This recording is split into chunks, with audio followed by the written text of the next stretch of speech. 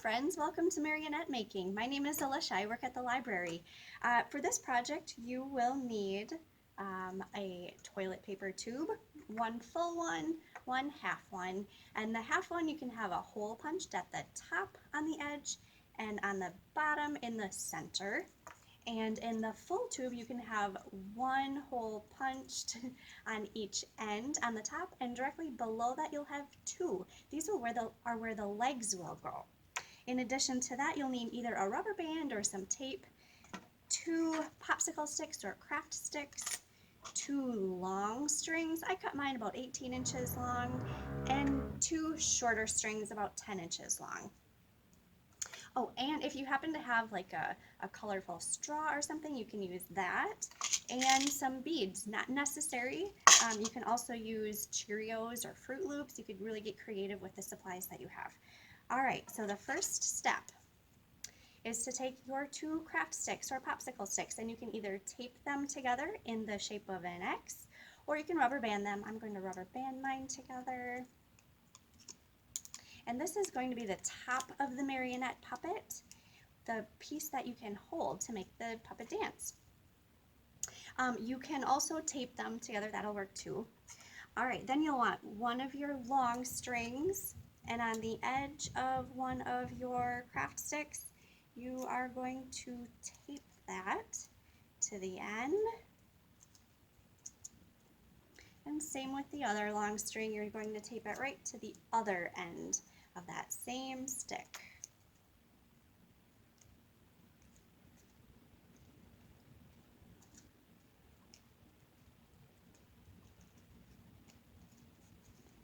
All right, and the next step, you are going to take your short toilet paper tube, and you're going to thread this through the short toilet paper tube. Underneath that, if you have the straw, I cut mine into a third, and you can thread that through. That's going to be my puppet's neck. And under that, you will thread it through one of the one hole at the end of the long tube. And then I am going to tie that right on there. All right, the other end of the long string can go through that other hole. I'm going to tie that on so it's secure. All right, so you can see so far we've got the head, the neck, and the body. Now we need the legs. So for the legs, you'll need your two shorter strings, and you can loop that through the two holes on the bottom of your tube. We're going to go up and then down,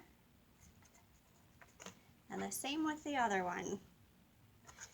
These will be the legs. I'm going to loop up through here and down.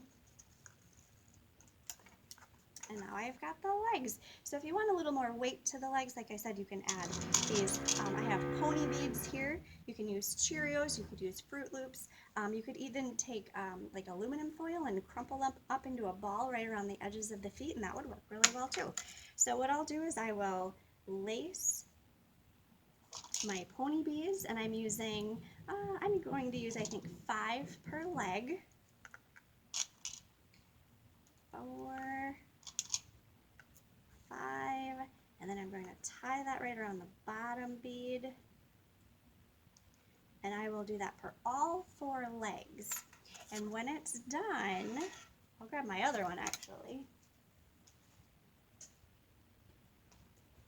It'll look like this.